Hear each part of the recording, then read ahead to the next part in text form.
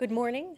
Welcome to the April Shen Subcommittee meeting. I'm Councilwoman Kate Geiger. I have the honor of chairing this subcommittee, and I'm joined by Councilwoman Deborah Stark and Councilman Jim Waring. It is a big month for our subcommittee. We are celebrating Fair Housing Month.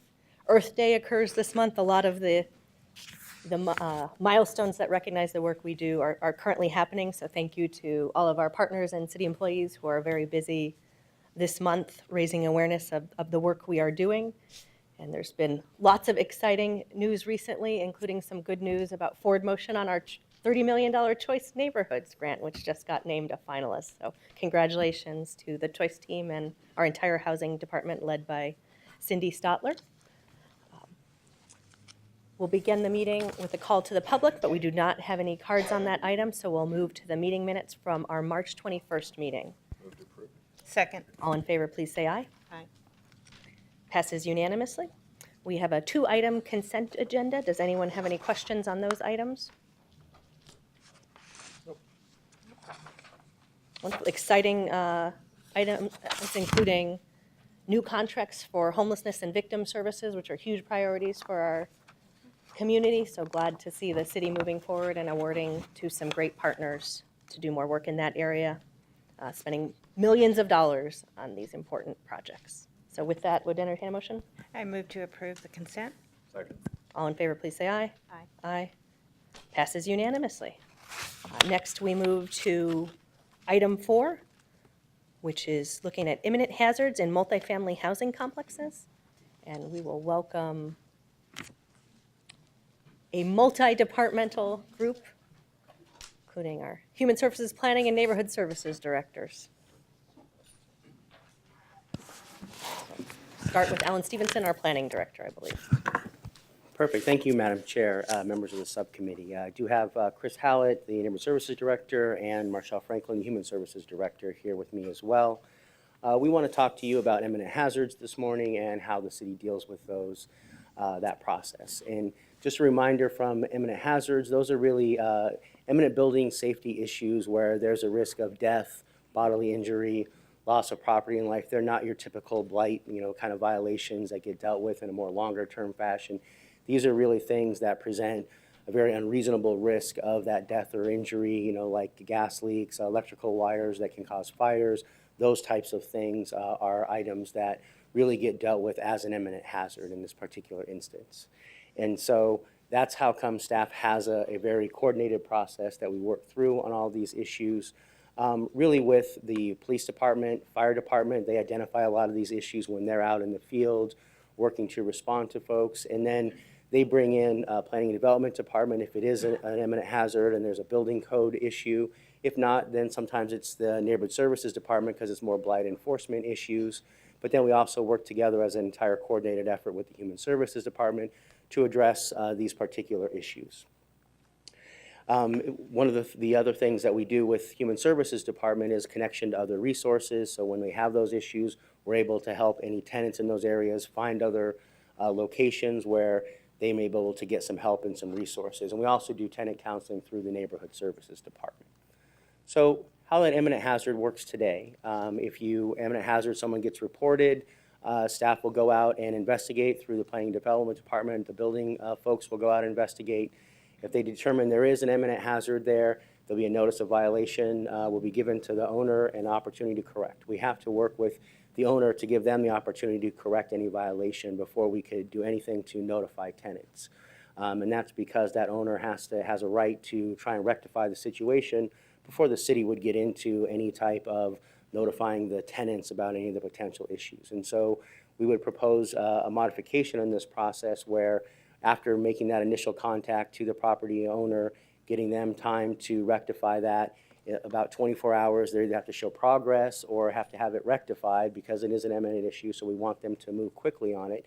If they don't, then we will move to talking to tenants and letting them know about what's out there. And so as part of this issue, because we can't interfere with that potential to let the property owner rectify that situation, what we will do is on a case-by-case basis try and make sure we give tenants 48 hours. In some cases, it's going to be a grave enough concern that we won't be able to give them 48 hours. We're not going to make the call to say, stay in this very dangerous situation so we can give you more time to to find other resources, it's going to be such that we're going to have to say, you've got to get out as quickly as you can. Here's what we can do to help. And that's where Human Services and Neighborhood Service Department come in to provide that coordinated help response. We'd then do that tenant outreach counseling, all those kinds of things that we just talked about. Here's an example of some of the signs that we would do, depending on what the situation is. It may be a sign on a door. If there's a large complex, it may be something that would be some signs that we would customize and make as you drive into each individual, driveway, so that way we could let people know if there's, a big issue and we don't have time to go door to door. We will try and do what we can as quickly as we can.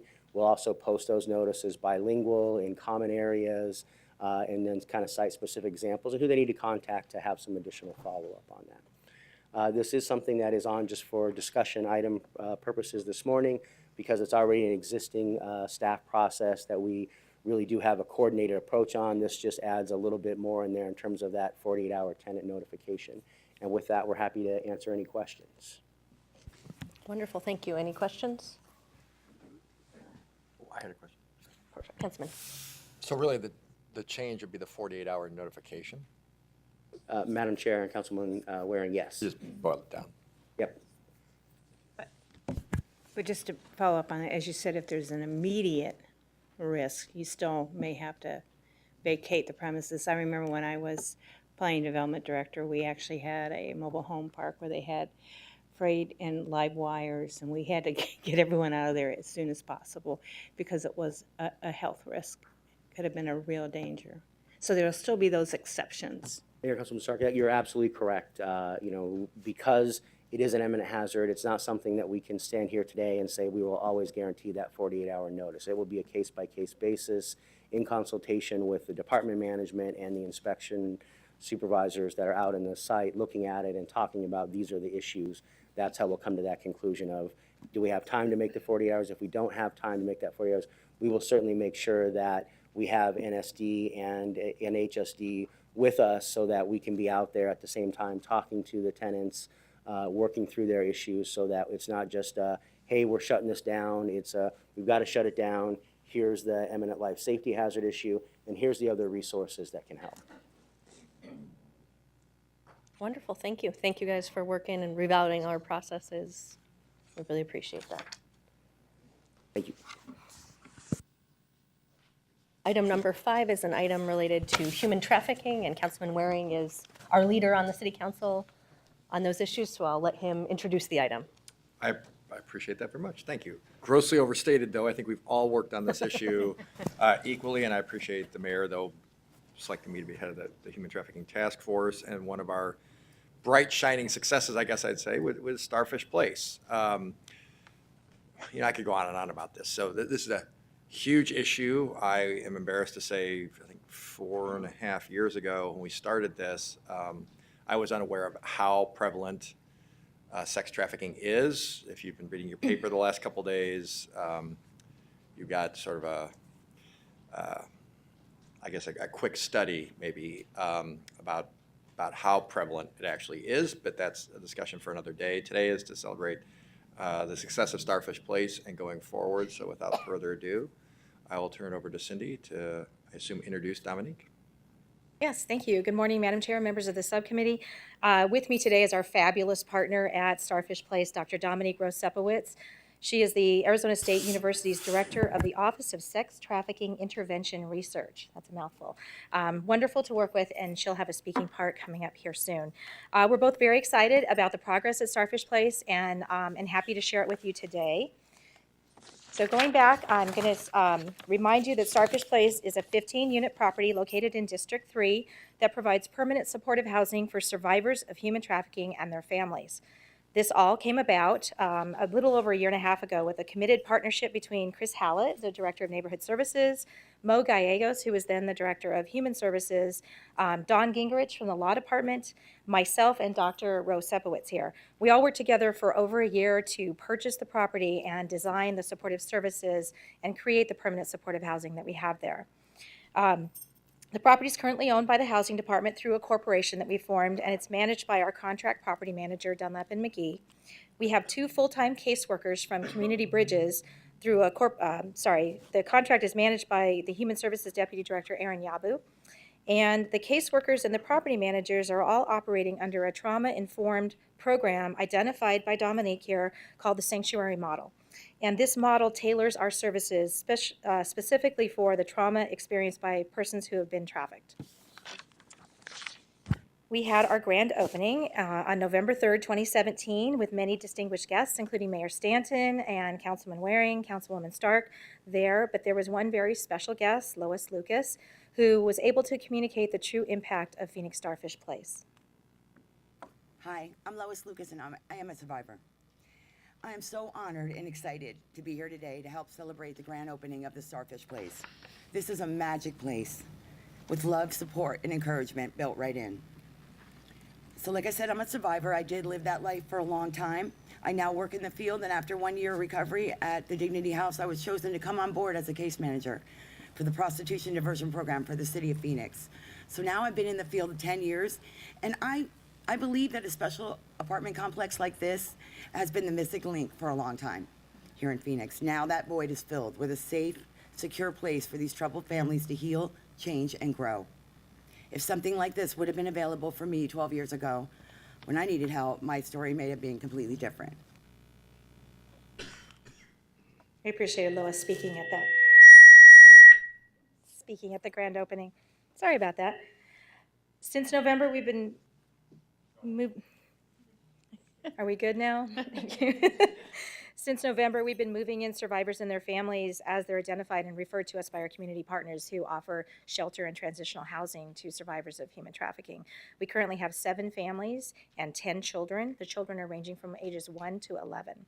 All 7 survivor heads of household have obtained jobs and are receiving assistance from our caseworkers on how to keep their jobs and find reliable childcare and transportation. So the permanent supportive housing model is basically one that has what we call wraparound services, with services to help people find their way through life and get their life skills and get their life in place to continue in being a productive citizen. It's a proven effective way of housing vulnerable populations. We do it with the homeless and we do it with other special populations. Folks with this much trauma in their lives will not stay housed and recover without these supportive services. So this property, Starfish Place, fortunately is perfect for supportive housing. It has a large community building with training rooms, a library, a computer room, a child care center, a demonstration kitchen, and a large community center for events. We were also very fortunate to receive donations to help furnish the community buildings. U-Haul specifically came in and donated a significant amount of furniture to furnish all of the rooms. And then we received cash also from folks like the Hickey Foundation, Cindy McCain, Arizona Anti-Trafficking Network, and others to help us get started. So the rooms are all set up for the supportive services, and Dominique is here to tell you about what kinds of services we're providing and how it's working. So Dominique, great. Thank you for having me. This is an interesting sort of dream come true for those of us in the anti-trafficking movement. We've worked with the city now for about 4 years on a drop-in center that we do at the Helen Drake Senior Center every 6 months for prostituted and trafficked persons. And we serve between 34 and 58 clients each time.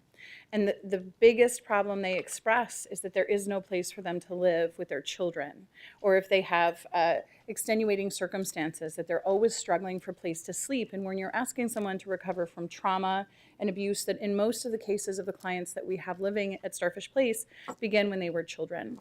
So the services that we've chosen come from a trauma-informed model. We've done a lot of research on working with sex trafficked persons. I've provided sex trafficked specific treatment programs for about 11 years to about a little over 3,000 people who've been sex trafficked or prostituted. And what we've designed is a parenting class. So what we did before we opened the doors was we had 2 focus groups with survivors in the community. We have a very rich sex trafficking survivor community, and we asked them, what would you like Starfish Place to look like? And they identified 2 things: safety and a sense of community. Those are things that they had not experienced in their housing before, and they were really interested in how that could look. They also asked for parenting support. They asked for substance abuse counseling and ways to cope and develop with the new relationships that they were entering in, whether it's their child's teacher or other kind of standard, regular relationships that we expect in our community, which can oftentimes be a struggle for the clients that we serve. So we have worked very hard to put in an evidence-based parenting program on Monday nights. Our clients are really doing well. For many of our clients, this is the first time that they've lived alone with a child, their child. So some have children, some have one child, but in almost 100% of the cases, this is the first time they've ever lived alone with them, which means that they have to make all the decisions. So some of their kids, 2 of them have 11-year-olds. Those 11-year-olds are making the decisions for that household. That's what happens when your mom is in trauma and has experienced overwhelming things. So we're trying to flip those family homes. We're trying to help the mom make decisions, be more directive, and learn the skills of parenting and attachment that they can do to break the cycle of trafficking. We know the children that are living at Starfish Place are at disproportionate risk for being trafficked themselves, and we're very aware of it. In closing, I want to tell you a little bit about the Starfish Jewelry. We are still needing to raise money for Starfish Place. We're doing the best that we can, and we're pretty scrappy. But one of the things that we do is we make jewelry and we sell it to give the clients the things that they need in between what the city can do and what kind of is the never land of going back into prostitution or trafficking. So for example, we've helped people pay for the deposit of their child care, that there simply isn't a fund anywhere to do that. So we still sell jewelry and we pay for those things to make sure that the clients never walk back out that door and feel like they have to be to prostitute again. Do you want me to tell the story of the Starfish? Yes. Okay, so I'll tell you the story of The woman who said Oh, this was, yes. So we do have one, sorry, I got all excited. Yes. So we had a woman, and we were at our first residence meeting. We've had 2, and that's where we talk about kind of what kind of internal rules they want and how they want to support each other. And a woman took me aside and she said, I want you to know I have 2 kids, and this is the first place that I've ever lived where I wasn't afraid that I was going to get kicked out the next day. I have never lived anywhere safe before. I've never signed a lease before. And that means since she was a child, her mom was a substance using prostituted woman. She came from a very unstable world. She's 28 years old. This is the first place she lived that she knows that she'll be able to stay tonight and have the security and her children have a bed to sleep in. And that's pretty remarkable. I mean, if we can help one person, now we know that that person has lots and lots of challenges she's going to face. Entering relationships, finding jobs and keeping them, staying away from drugs and alcohol, changing her support systems. We know all of those things. And we together with Community Bridges and the city are really planning and working and supporting those clients to be successful. Thank you, Dominique. So as you can see, Dominique is really dedicated to the cause, and she's convinced me. I have a whole collection of Starfish bracelets that I wear pretty much every day, and we can make them available to you if you're interested. So we did a lot of guesswork. Yes, you can buy them too. But Mother's Day is Councilman coming up. Yes, it is. Great gift. We did a lot of guesswork before opening up, and we accepted donations knowing that we would have to buy things. And some of the things we did was purchase basic furniture for the units, the beds, dressers, a table and chairs, a sofa, just to make sure that the kids had a place to sleep and the parents had a place to sleep. And we also bought welcome home baskets that had basic household supplies like towels and sheets and dishes and silverware. And we guessed on that just based on what we did with the homeless families at Aeroterra recently. We opened about a year ago. And we guessed right because most of the families coming from transitional housing in the shelter are coming with nothing. They have no furniture, they have nothing. So all of that guesswork really paid off, and they really needed what we had. And it was a good thing that we got the donations, but we need some more, and that's what I'm going to talk about right now. Is we set up the ownership structure for Starfish Place like we do all of our other affordables with a corporation, with a board of directors and things like that. But because it's a normal corporation, we had to accept donations through other means and other nonprofit organizations in the city, so it's kind of confusing for donors to give to this organization, and then it eventually went to Starfish. So since opening, we have figured out that we need more money, and what we're looking for is to transform this into a nonprofit status instead of a regular corporation. Donors are more comfortable giving to nonprofits directly, knowing that their money is going directly to that nonprofit. And additionally, a nonprofit status for this particular property would give us a tax benefit of not paying rental taxes, and we need all the savings we can get to keep going with it. So, I'm sorry. Backward. So what we're asking today is to continue the great work that we're doing. We need your approval to send to council to amend Phoenix Starfish Place Corporation's Articles of Incorporation and bylaws to seek nonprofit status. And I do want to take this opportunity to thank all of you for all of your support through this whole thing. We really wouldn't be here today if it wasn't for you. Councilman Waring for starting the city's efforts and leading the city's efforts on the Human Trafficking Task Force and get the ball rolling on how we're going to identify trafficking in our city and resolve it and support the victims and the survivors. Councilwoman Stark for hosting us in your district and being so nice and helpful in the community support, gathering community support. And Councilwoman Gallego specifically for asking us to do something for human trafficking and giving us that push to make this all happen. It wouldn't have happened without that push, so I appreciate that. I feel like this is all of our success, and I appreciate your support through the whole thing. Thank you. Well, thank you both. We talk often about this being the first in Arizona, but my understanding is we're real national leaders in this area. And it's great when we are the reigning most innovative city in the country, according to Governing Magazine, and this was one of the things they recognized as we saw a problem, and within a few months, we were finding solutions, which is really the Phoenix way. So we'll turn to Councilman Waring for comments or a motion. Well, I mean, obviously, this is, I think you can't beat it to death because you can't say enough good things about a project like this. I just can't emphasize it enough to folks watching at home who have not heard me talk about this before, which is, I'm guessing, probably most people. It is appalling what people do to each other. So the least we can do is try to rectify some of the damage. You saw one of the survivors in the video, but we've had several at our committee. Everybody should listen to their stories. I guess I'll just say this. I remember distinctly one of them explaining what she'd been through. Miraculously, she's probably now, I'm guessing, maybe in her early 40s and has a couple kids of her own. But she was talking about the things that were happening to her. And then she said, I was 14 years old. What were they thinking? These adults, many of whom were family members and trading her for drugs and stuff. It was just an appalling story. The kind of thing you might expect to see in a movie or a TV show where you're thinking that's kind of exaggerated or, nobody would actually do that to a kid from their own family or a niece or nephew. It is really, it's really shocking and appalling. And Dominique's research has indicated how commonplace it is. I think some of us got into this thinking maybe it's based around big events and so forth, and that was really unfair. This is a day-to-day activity for people. It is hard to conceive of that. But we all make mistakes. These are not mistakes. You're taking proactive steps. You're going online. You're jumping through a lot of hoops. And all I would ask is anybody who's thinking about engaging in this kind of behavior, and by that I don't mean the predominantly kids who are dragooned into this. I don't know about people watching at home or any of you guys, but when I was 14, I was not making my own life decisions about where to live and what kind of job I wanted to have.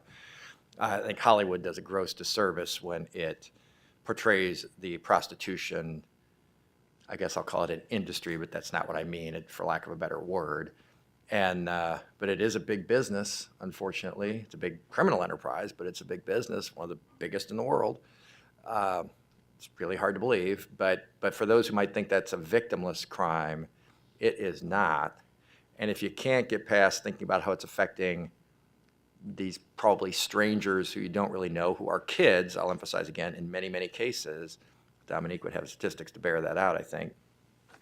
You might want to think about how it might impact you and your own family. We've tried as a city to provide lots of disincentives to engaging in this kind of behavior. The flip side, though, is a positive story like this one, where you do have hopefully families being rescued. A lot of these, and it is predominantly women victims, have kids. And I also serve on the state task force, which is chaired by Cindy McCain, who also serves on our committee. And, I've had a chance to work with her for several years. She deserves every kudo for really getting out there and making this a front and center issue, because we at the city level, we don't have the reach that frankly Cindy has to put this in the national spotlight, which she very ably has. Again, I would just refer you to recent articles in the newspaper from the last few days about how that can happen, and we all applaud her efforts. But it is shocking, kind of what happens. But I will say how you get there. There was an excellent study that we reviewed at the state committee, like I said, not the one that I chair here in Phoenix, but at the state committee last week. It's it's really sad. And these are kids, in a lot of cases, just really little kids. And if you're thinking about engaging in this activity, please just don't think about what you're doing.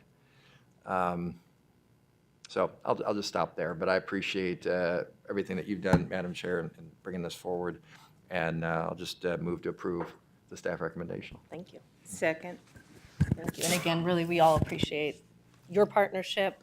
We talk about Phoenix being a city that rose from the ashes, but I think it's part of our brand that you can have a tough spot in your life, and we will support you. You still have a lot to offer.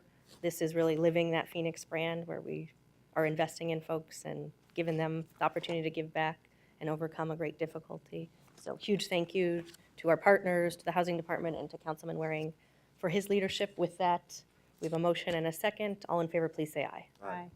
Passes unanimously. Wonderful. Thank you.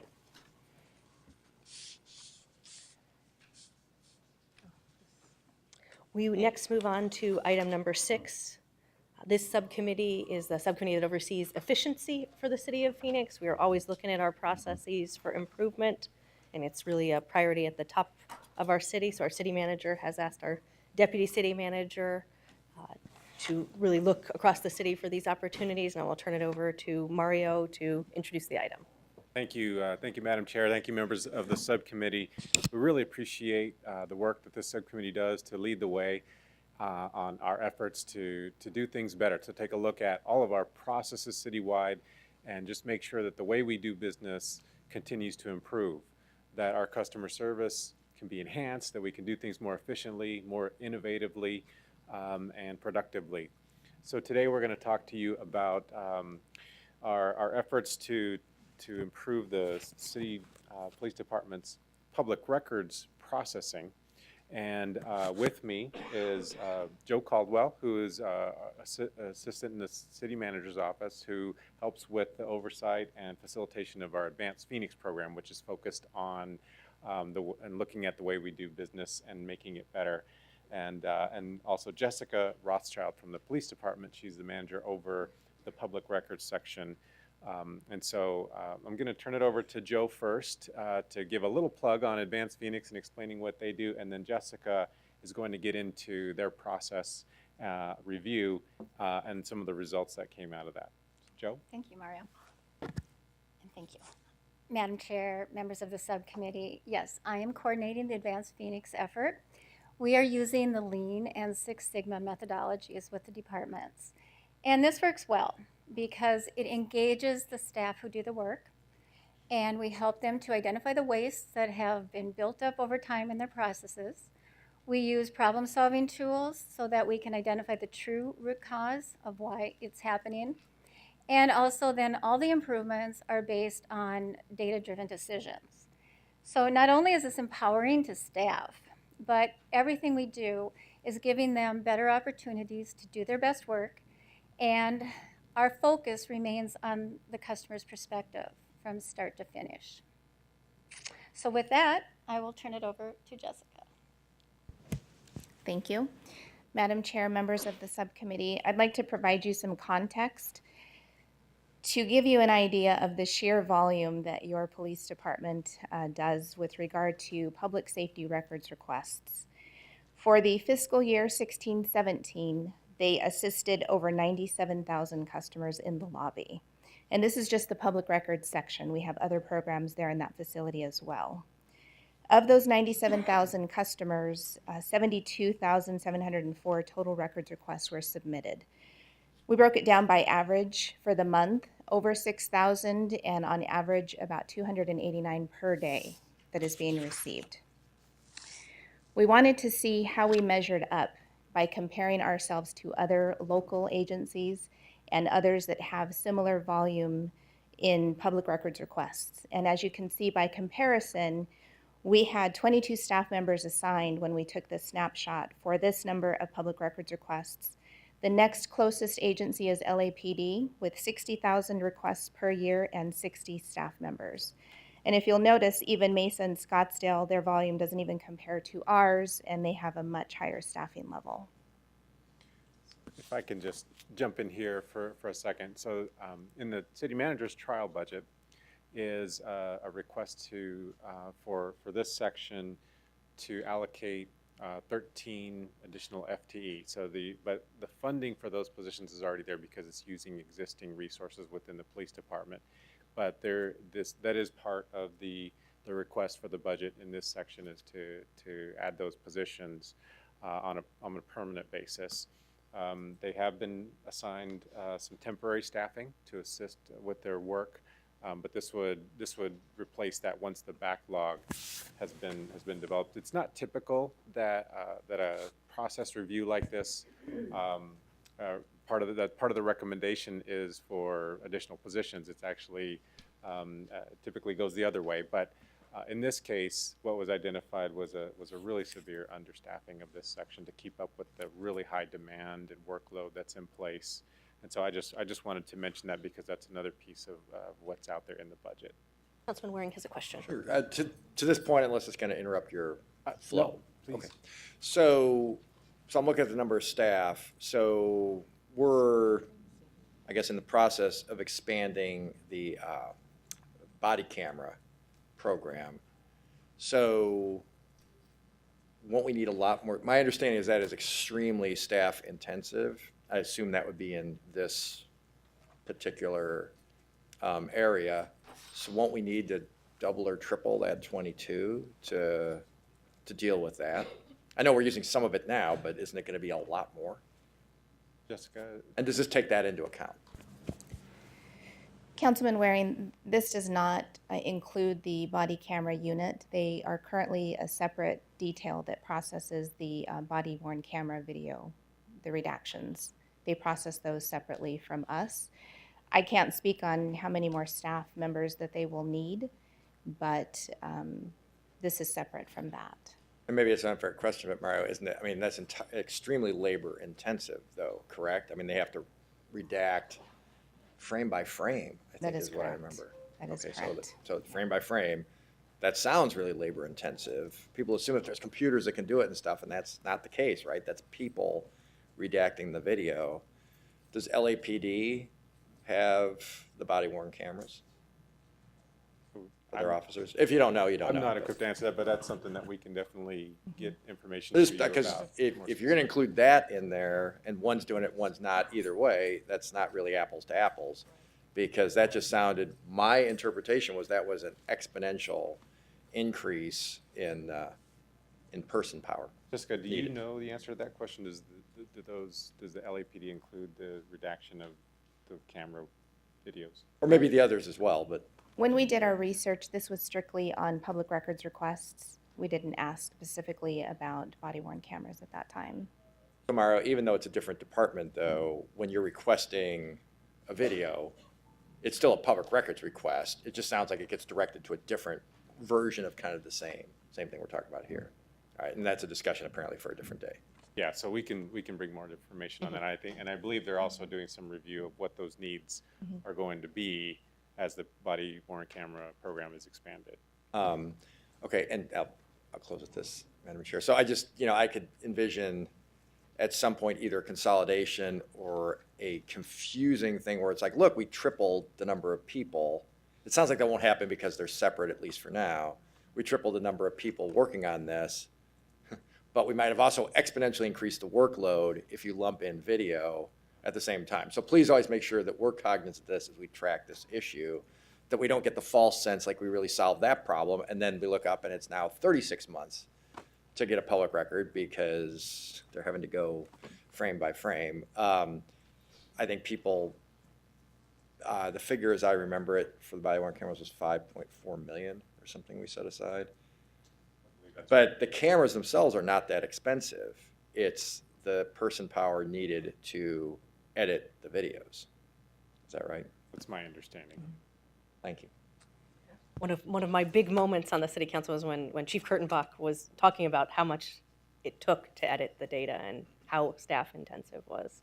But I think we are hopeful there's been advances in technology and that maybe there are partnerships and opportunities that will bring that down a little bit. And I want to also echo what Councilman Waring said. I think we ought to look at again whether body camera public records requests, if there's synergies and with the more traditional public records requests.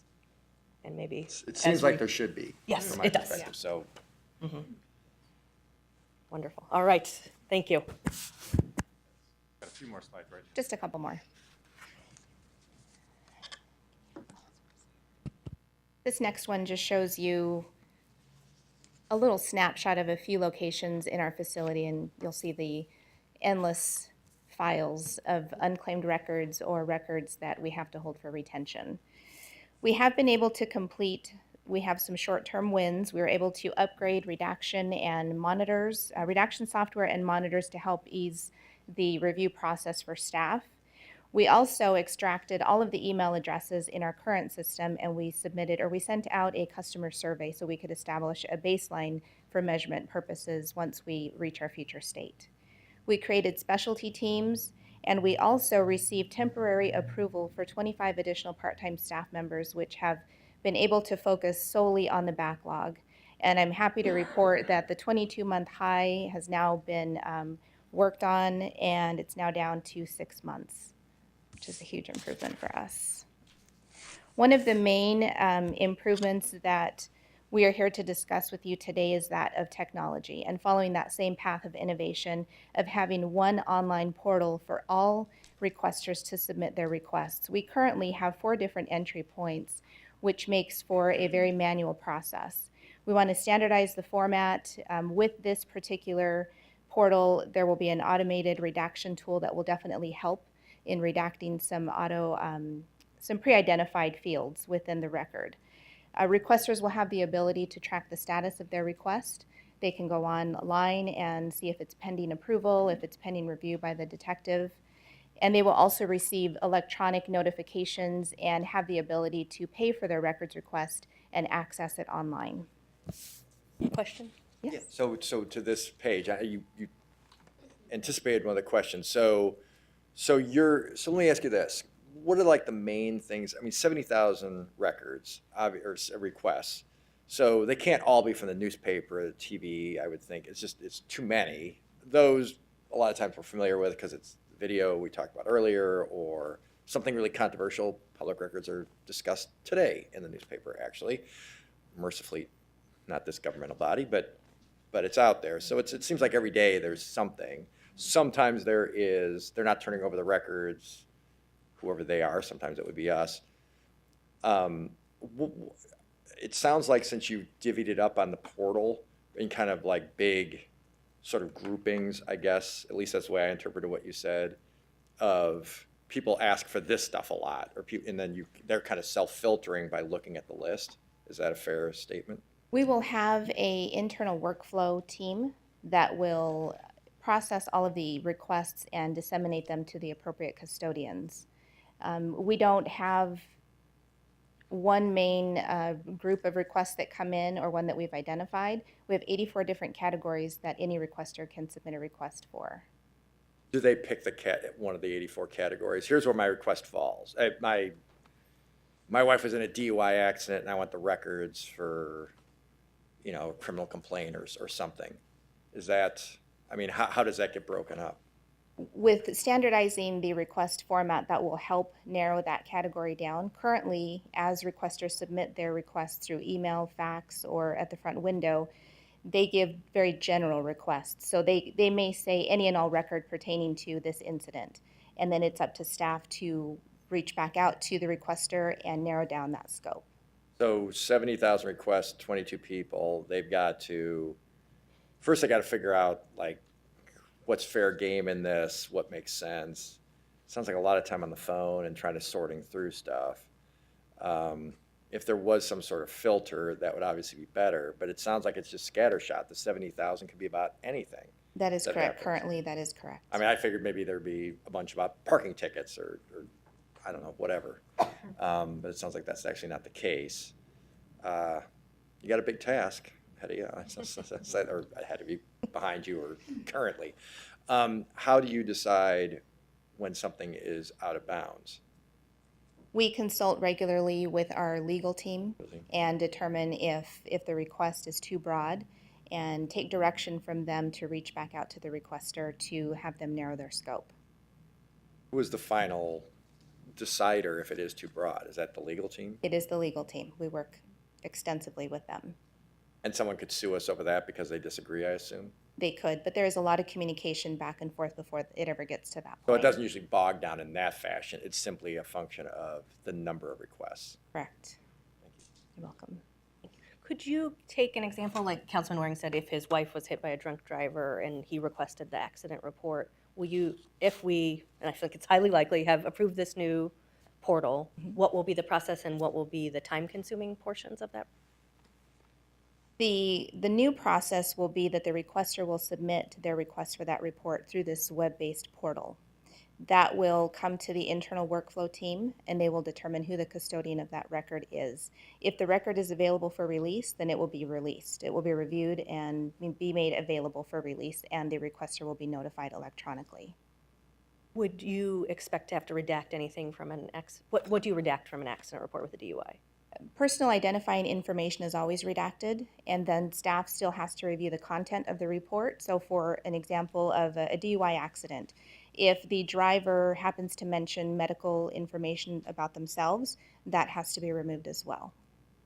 Is there a possibility where we could ever fill out the reports in such a way that there's a field where you would put all of the information that would be redacted, and so it could be more automated, so that a computer could automatically say, paragraph B is the one that has medical information, we know we can block it out, we don't have to spend as much time, and it can be more of a automated process? Well, the specific fields that can be identified for address, date of birth, driver's license number, social security number, those can all be auto-redacted with this plug-in tool.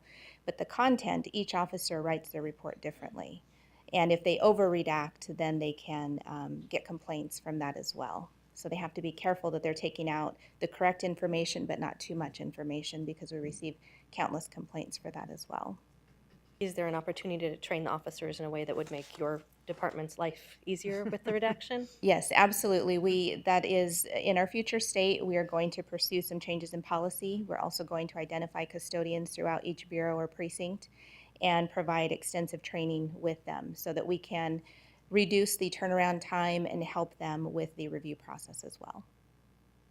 Because I think the goal would to be as close to, if you need an accident report, get that response fairly quickly.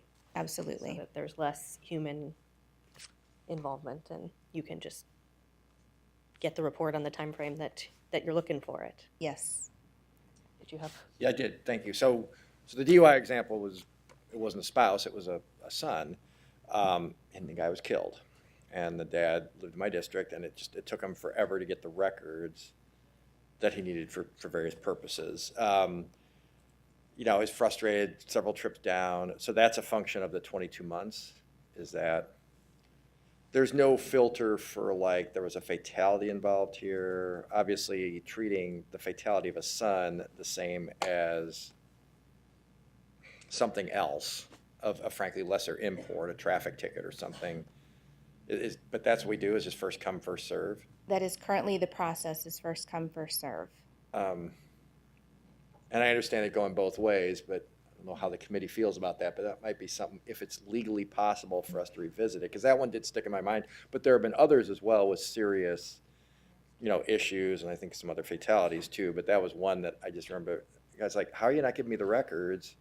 My son, I mean, it's indisputable, he's dead. I mean, there's no, you know, I mean, what's the mystery of not getting me the records? I just remember his pain and thinking how I would feel were I in the same situation, and it took some doing to get him what he needed.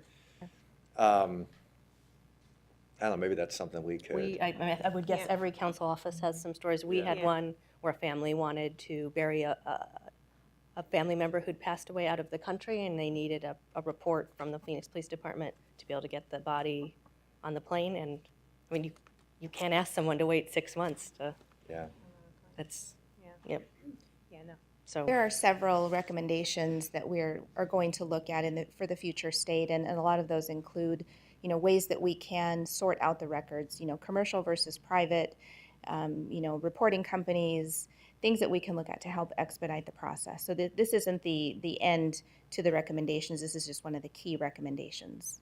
Wonderful, because I think from our perspective, loss of life is a huge priority. The city's prioritizing transparency, so certainly some of the media requests are also very time sensitive. And so I do think it is important to say that when there's these situations, we need to, Absolutely. all cases are not equal. Yes. Can I, you guys may not know, and I'm not implying that all 70,000 requests don't have merit at some level. Some, I think you heard, I think all three of us say, are more pressing and timely than others. But the 70,000 versus the Los Angeles 60,000, it just seems like they should have more than us, request-wise. Why do we have a community that's more prone per capita to send in requests? What's the magic of that? We did discover some stark differences between LAPD and Phoenix PD. Their laws are different. They're a little more restrictive than Arizona laws. We provide anything and everything. Any requester can submit a request for anything. The other difference is LAPD charges a flat rate up front. We do not charge a rate up front. We work each and every request before we notify the requester that there is a fee to pay. They then have the option to come in and review those records, and if they decide they want to take a picture with a cell phone, or if they want to just read it and not pay for it, then staff has already put in the work to work each request before we receive payment. So there were a lot of differences that we found with their volume compared to ours, but also on their internal procedures compared to ours. I guess that makes sense. So, but that also implies, let me ask you this. So I come in, I request a public record. It's about something that I not feel as strongly about, but I clearly think it's free. That implies a base of knowledge of how the system works that I can't believe all 70,000 requesters would know. So, and they would know how LA works and so forth. I get that if you come up to the counter and you say, it's $50, you're like, you know what? If it's your son, you're still gonna do it. If it's a parking ticket or something, maybe you're like, you know what, never mind. I'm not saying we want to disincentivize, but so when someone comes up and says, I want every record there ever was about something, you can't say it's gonna cost you X because you're gonna do it. They can use their own mechanism now to copy. So it really is free. Is that a fair? That is a fair statement. We've had commercial companies, law firms, different, individuals come into our lobby and plug into our power with a scanner and scan in those records because we have to make them available for review. Or they take a picture with a cell phone and they're done. And then they give the box of records back to staff. Which is good in a way because we're not wasting a piece of paper, so that's good. But the staff time went into it and then there's no user fee effectively. That is correct. But that also must have changed in the last few years because, of course, my kids would be amused by this. There was a day where you couldn't just take a picture with your phone. You actually had to have a camera or something, and who was going to really do that? So we've had a dramatic increase now in records requests, I assume, because there was no historical context. So We have progressively through the years continued to increase in the number of requests and the complexity of the requests. there's no disincentive to just say, I want everything. I mean, you could come in every day and make a request every single day about stuff that doesn't even pertain to you if you wanted to, and it really costs you nothing. Correct. And you could just never even come back to pick it up. That is correct. Right. And Jessica, wasn't that part of the identified recommendations, though, to change the way you did that, the way you interact with those requesters? Part of the web portal, I think, is going to help with that as well. Can you explain that? Yes, we looked at different recommendations, including a look at the fee structure and identifying if we can separate commercial versus private. If somebody wants a record and they need it quickly, is there a possibility of a rush fee? And those are all things that we can't visit yet until we have our new portal in place, because then the auditor can come in and take a look at our new processes and then identify what it is that we can change at that point. I'd just say one thing about the rush fee. I understand the thought behind it. I'm not critiquing or being the guy who says we can't ever do that. But the example about the person with the dead son, if they are not a person of means, and the implication is some business can pay the $50 or whatever it is to rush, then they would actually be jumping over the person who can't afford to pay, who has frankly, I will just, for hypothesis sake, we'll just say, has a much more serious situation. I mean, that's the way that would work, right? So that fellow would actually get pushed further down the line. And we considered that as well, because Okay. perception would be, if you have money, then you get pushed to the front of the line. And we don't want to do that. We want to make the records available to everybody as quickly as possible. Yeah, it's a tricky problem, because if you start trying big fees, then yes, some things that maybe could be done without might go away, but you might also be certainly disincentivizing people who have a legitimate gripe, and now they feel like they can't afford to do it. That's a tricky one. It is. I'm sorry, Madam Chair, I won't go on and on. No, it's, I think, given us all a lot of good ideas. Yeah. I went through a phase when I was going to become a journalist, and I did some public records requests. And everyone between commercial and non-commercial distinguished in pricing. I mean, I think we're very unusual in that. Correct, we are. That's what we found when we compared ourselves to other agencies. Even locally within the state of Arizona, the majority of the agencies have an upfront flat fee that the requester pays when they submit their request. You obviously should put staff time into implementing this successfully, but if you have capacity, I see no reason to wait to start thinking about this. To me, it's clearly, I mean, if I'm starting a house alarm company and I want to do a request of everyone who has the last permit for an alarm inspection, that's commercial. I'm trying to get marketing from the city of Phoenix. That is a lower priority than someone who needs a report because they lost their child. And I should pay differently for that alarm than. So to me, there's still some low-hanging fruit here that will help us to better serve the public interest. I agree. I don't know if you need the council to say that, but That's, as Jessica mentioned, that's one of the recommendations that we're moving forward with. What she was alluding to was in order to establish a fee, we've got to have the auditor come in and take a look at the process to identify what the cost would be, so that we can recover those costs through that. And so this is an important piece so that we can get the right process in place, and then we'll have the auditor come in so that we can get the right fee in place. But that is one of the recommendations that we're pursuing as well. And so you'll be seeing that in the near future.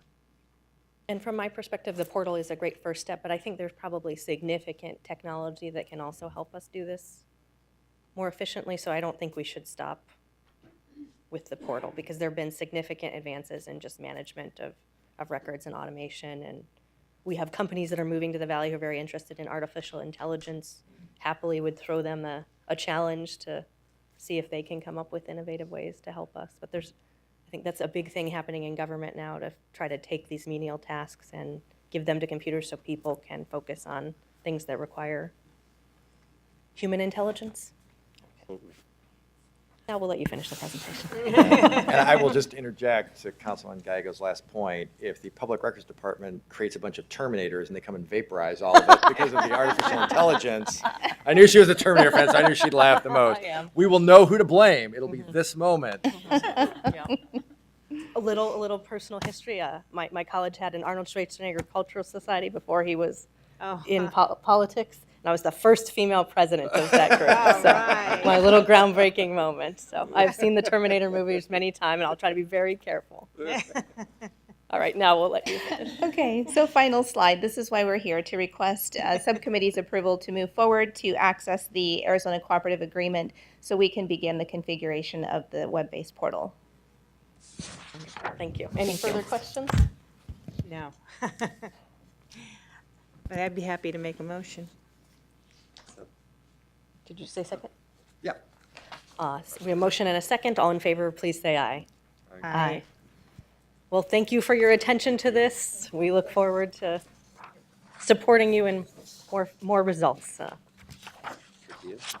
It's a very complicated issue, but it seems like there's still a lot we can do to improve life for our employees, improve results for the public, and just, so thank you for your attention to this important topic. We now move to item number 8. Or 7? I'm sorry, I was excited for number 8. But also for number 7, the review of the city procurement policy. So we will welcome Denise Olson, our Chief Financial Officer.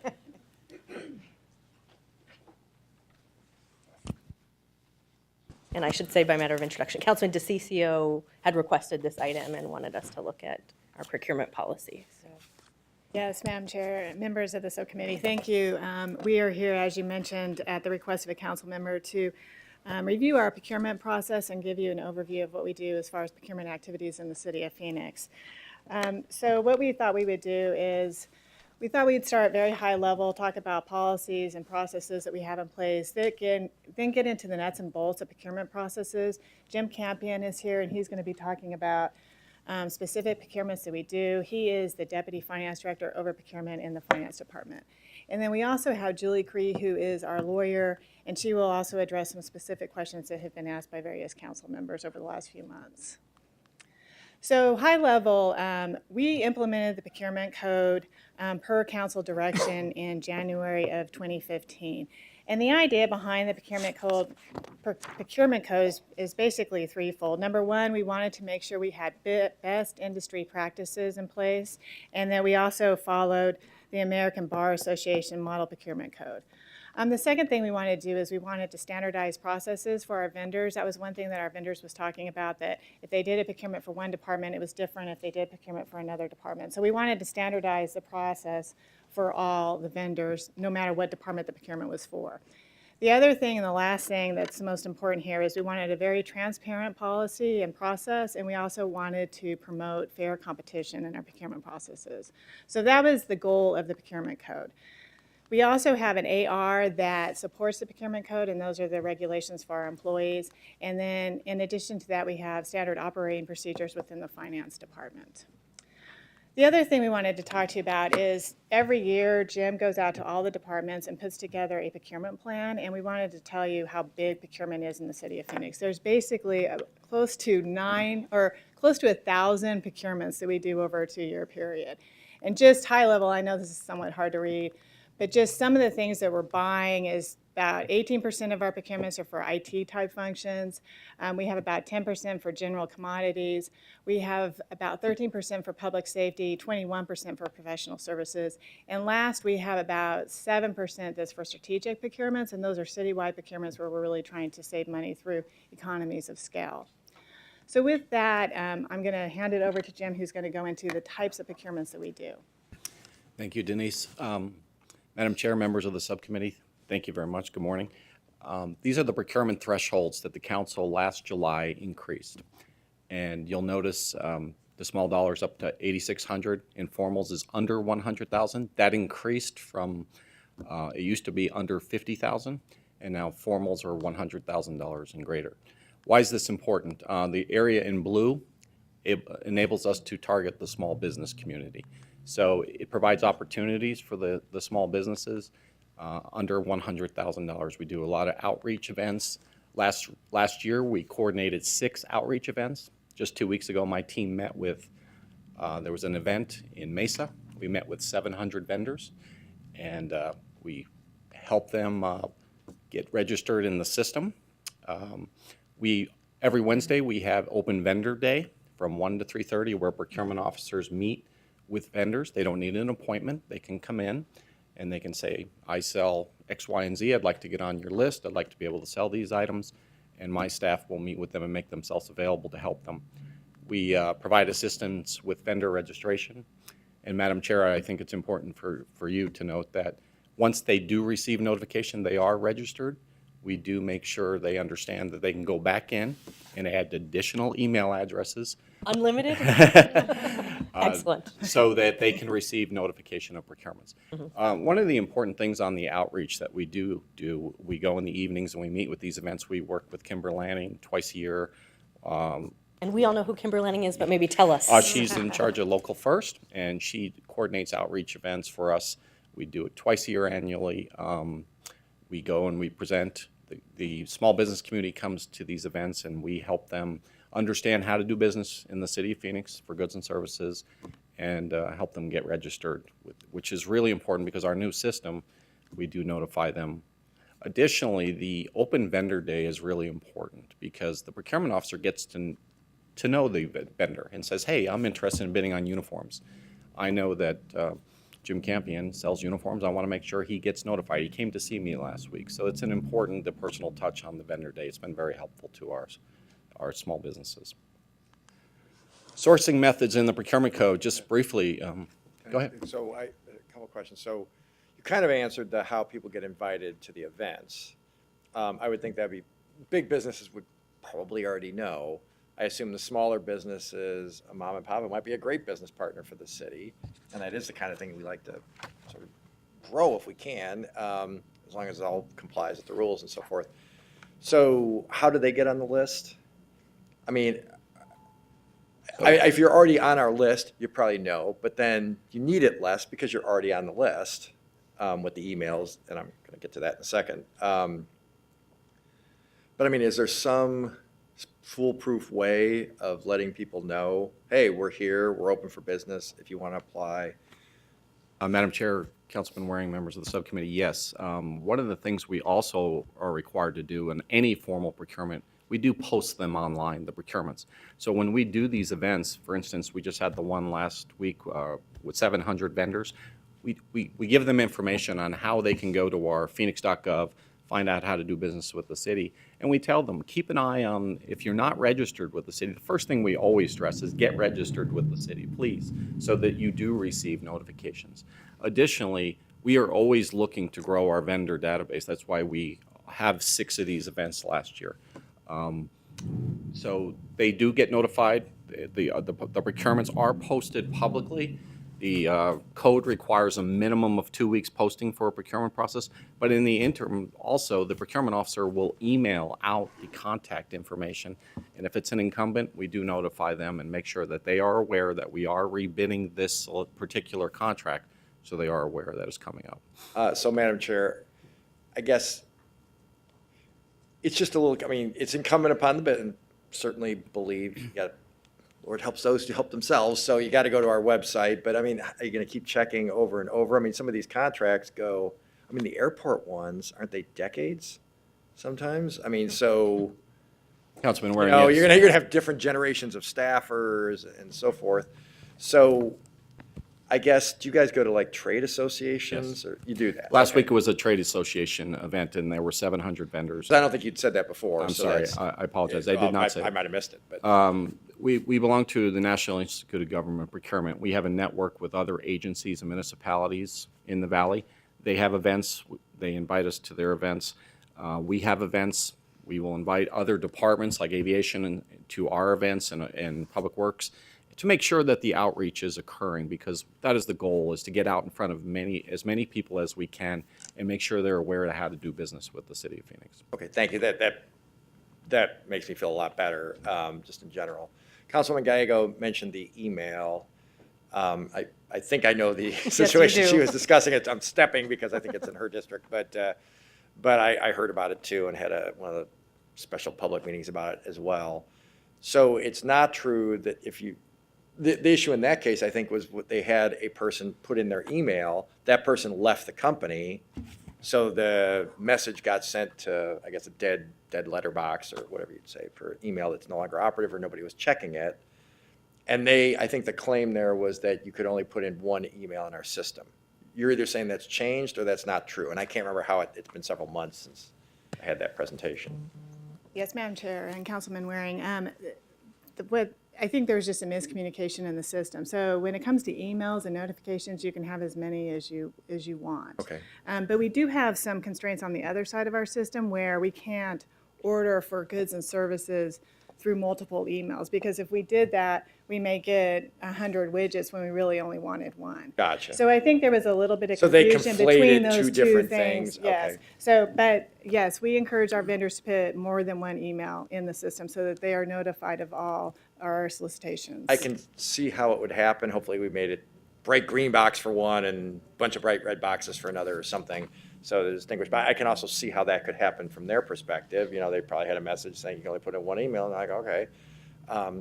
Finally, the first slide you had, the pie chart, you talked about the 995 procurements, which I assume was last year, or is that an average? Councilman Waring, this is the procurement plan. This goes through June of 2020. It's ironic, last Friday was the deadline, or excuse me, it goes through June of 2019. Last Friday was the deadline for departments to submit procurements through June of 2020. So we're constantly trying to stay ahead of the plan and to make sure that we have everything that they want, so we can assign it to resources and move the work along.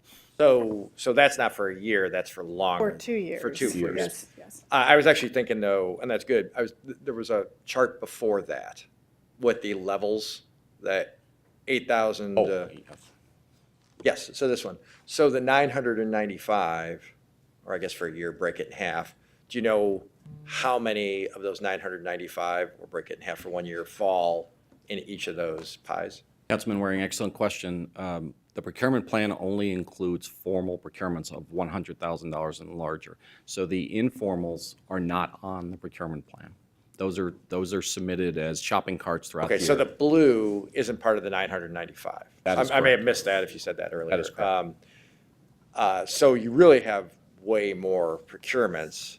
I mean, I assume you know kind of how many? Is that doubling it, tripling it?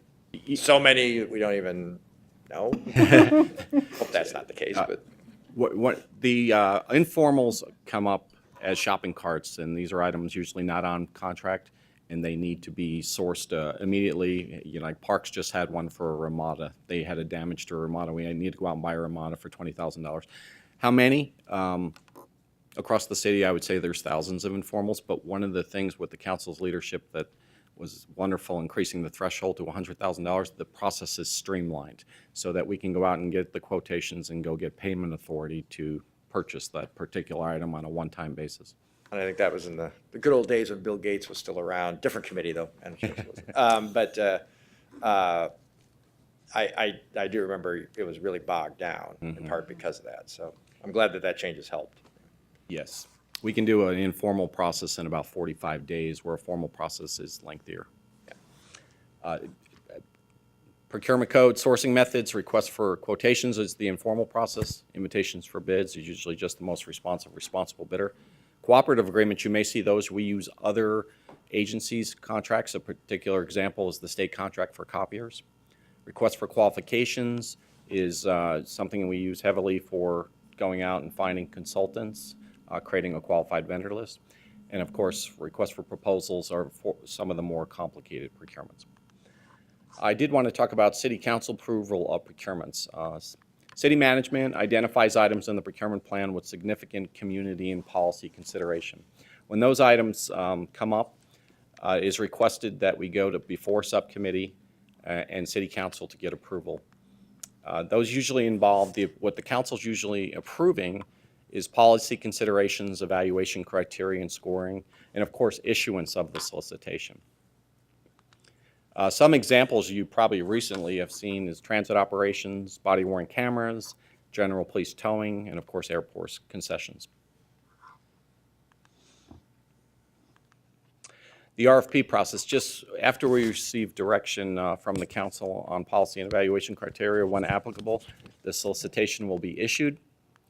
Addenda are issued with answers to questions and clarifications from proposers, and I'll talk more about addenda here in a moment. And I just want to stress, once the council gives us directions on whether there's policy considerations or evaluation criteria, the staff does not change any of those. Council-approved criteria cannot be changed in the procurement process. The evaluation panel meets. They make a recommendation of award, and that starts the protest and appeal process if necessary. And of course, no contract is entered into without council approval. I do want to talk about addenda. It is the best industry practice on all RFPs. Every RFP has usually a pre-proposal meeting where the proposers will come in and they'll meet with the procurement officer. It is important for transparency that there's an opportunity for offers to ask questions in writing. And the importance of that is they are asking usually for clarification or validation of the scope of work or terms and conditions. And as I mentioned, this does ensure transparency and making sure they understand what the scope of work is, and we're comparing apples to apples in the procurement process. The procurement officer works with subject matter experts and the department, and the law department before issuing any addendum to the solicitation. Once a procurement officer issues the addendum to answer the questions or amend the solicitations, it's only within the council-approved direction, as I stressed earlier. Proposers then have an opportunity to review answers and submit additional questions for consideration. There is a deadline, so obviously the question and answer period does end eventually. And those items are all incorporated into the procurement itself. I'll turn it over now to Julie, and she'll talk about protest and appeal. Thank you, Madam Chair and subcommittee members. Again, as you know, at a certain process, when we've posted the award, or prior to posting award, we also can have a protest based on the contents of a solicitation. And during the process, if we issue any adverse determination, if we deem somebody non-responsible or disqualify somebody, then they can also protest that decision. So there's 3 different times where we can get a protest, and we have developed a pretty robust and detailed process in order to deal with those. That first step, as you know, is always the procurement officer reviewing it within their department and, with the SME and department to review what has been protested to see if there's any merit to it and address it at that time. If it's denied, then the protester has a chance to appeal that up to the city manager level. And then an appeal report is submitted to the city manager's office for review, and for them to review if they want to send it to an outside hearing officer or make a decision on the matter. After that step and the city manager issues a determination, then any subsequent appeal would have to be through a complaint through the Superior Court. So we go through a pretty detailed 3-step process before it ever goes to a city council review. The solicitation transparency policy, as you know, was implemented in order to promote fair and equitable process and avoid any kind of appearance of impropriety in the system. So we make sure that when we issue a solicitation that not only do we have a paragraph on solicitation transparency, but there's a form that the proposers have to fill out to make them aware again of the policy. It's brought up in pre-proposal meetings. We really go extra steps to make sure that everybody's aware of this policy and that they know that there should be no communication after the solicitation is posted up to city council award. So again, as I said, that's up to when it's posted and up to actually when there's city council award of the contracts. Proposers should not have any communication with the mayor, city council, or the city manager except through setting public meetings. So in summary, we think our procurement policies and procedures result in reductions in overall protest, and we also believe that it's successful in awarding contracts and having a very transparent and fair competition type process. Councilwoman Stark? So could you just go back to the addendum and just talk about an example of a question you might get in writing? And then when you get it in writing, that's available to anyone that's soliciting the proposal? I mean, they can see it, and because what you're saying is you can answer addendums, but only within the council-approved directions. So could you give us an example of one? Sure. Councilwoman Stark, yes, and Madam Chair, a perfect example of that would be on our towing procurement that we had recently. Use that one. We're still trying to award. And one of the questions came in from a proposer about we needed a boom truck to lift vehicles out of canals. And they were concerned about that because that is a significant investment to have to go out and purchase a $500,000 boom truck to pull vehicles out of the. Could they outsource that to another company? The answer was, we don't want to restrict any procurement process and make somebody go out and buy a $500,000 piece of equipment or $5 million piece of equipment, whatever it costs. So we did. We answered the question and said, yes, you can go ahead and outsource that. And we make it known to all proposers, and we post it in the same place the proposals are downloaded for people to solicit. So those kinds of questions are also available to council if they had any concerns. You share it with us as well. Phoenix.gov has, for instance, if the RFP is currently out for towing, you could see not only the RFP process, but you could see all the addendums as well. Okay, thank you. That helps a lot. Thank you. Well, I think this was good to have an update. It's important for us. This is so much of what we do, and it's good for us to check in and see how it's going. So thank you for implementing those reforms and doing a presentation during what is a very busy week for you guys. And speaking of people who are having very busy weeks, our city clerk's department is, yes, very busy as well, as we're going to have very important discussions about the future of our elections. And today we'll take up one portion of that, which is funding disclosure related to the city of Phoenix. So we'll welcome, I guess, Tony Macaron to introduce the very busy panel. Good morning, Chairwoman Gallego and subcommittee members. Thank you. We are here today with City Clerk Chris Meyer and Derek Lavelle from the Law Department to talk about proposed City of Phoenix election funding disclosure policy. At the City Council's direction, staff researched a few areas.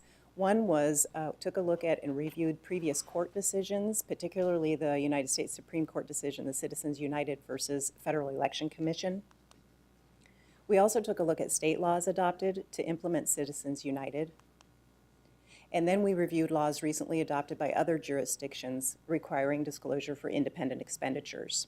Now I'll turn it over to Chris and Derek, who will dig further into the research that we conducted. And then also at the end, we'll talk about some options and direction from this subcommittee.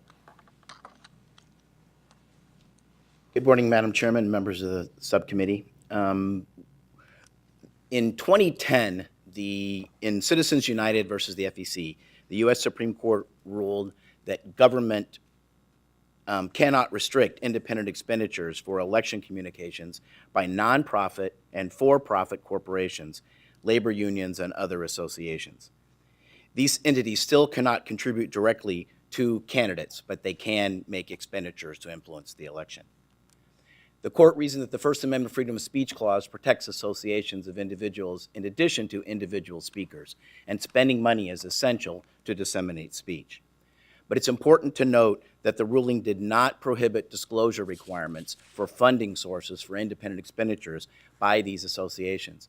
And I also wanted to note that unlike the federal constitution, the state constitution contains a provision that requires the disclosure of all contributions and expenditures for campaign committees. To conform to Citizens United decision, in 2010, the state campaign finance law was amended to remove the prohibitions that existed at that time on independent expenditures by the entities addressed in the Federal Election Commission, which is corporations, nonprofits, and labor organizations.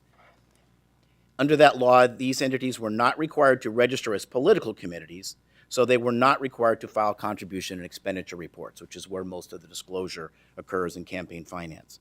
And the term dark money has been used to refer to this limited or non-disclosure and the expenditures by these particular entities. The entities were required to register as independent expenditure organizations within 5 days after making expenditures of $1,000 or more in a jurisdiction. They were also required to disclose specific information about the expenditures within 24 hours each time a cumulative total of $1,000 is reached. So the first time they spent $1,000, and then each subsequent time they expended $1,000, they had to disclose that within 24 hours of the expenditure.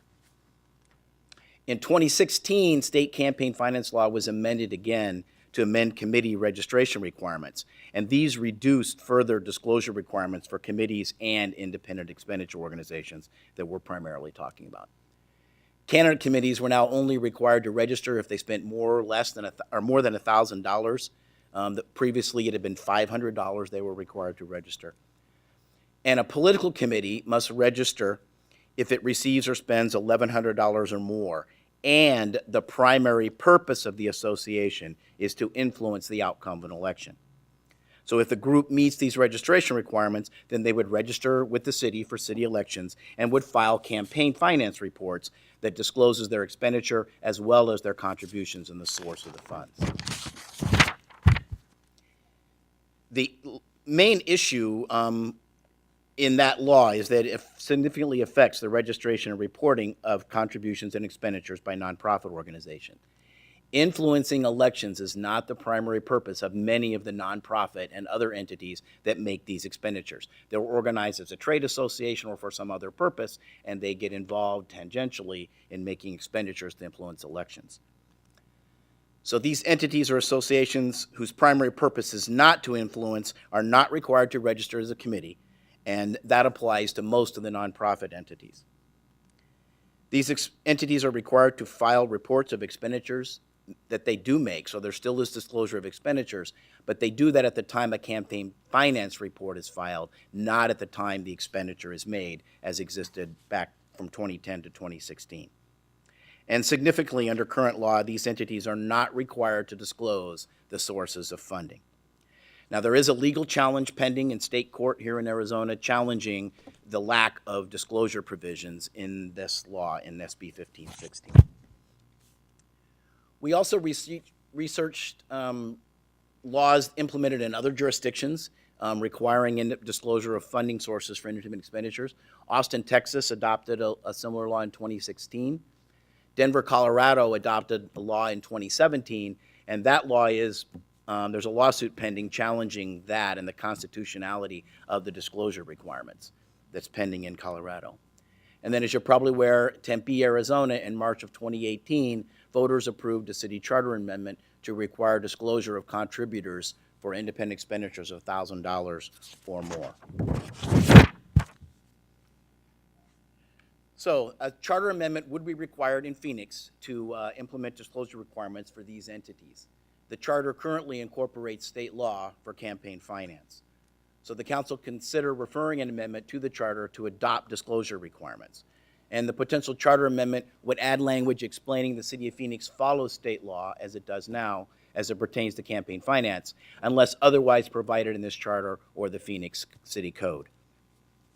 The charter amendment could also include or adopt language similar to what's in the Constitution, requiring disclosure of contribution expenditures, and then most of the detail of this regulation would probably actually be in a city code provision that the council could adopt based on the charter amendment.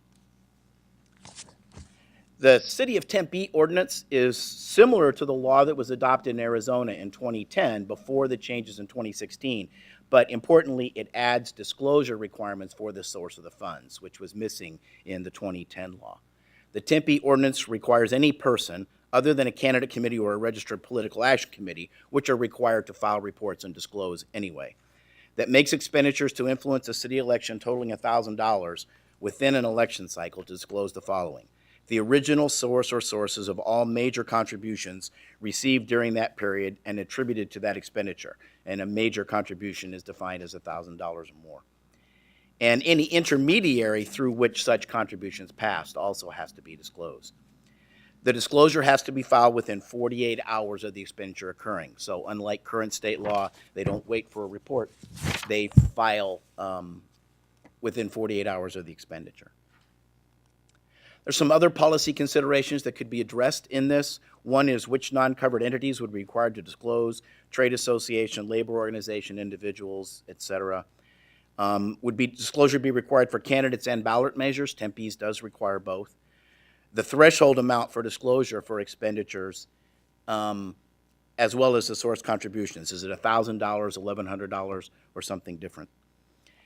Registration and reporting requirements for these entities. When are they required to report? What are they required to report? Are they required to register as a committee, or are they just required to register as an entity making expenditures?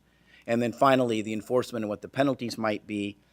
State law has a presumptive penalty for campaign finance violations equal to the amount that was expended in violation.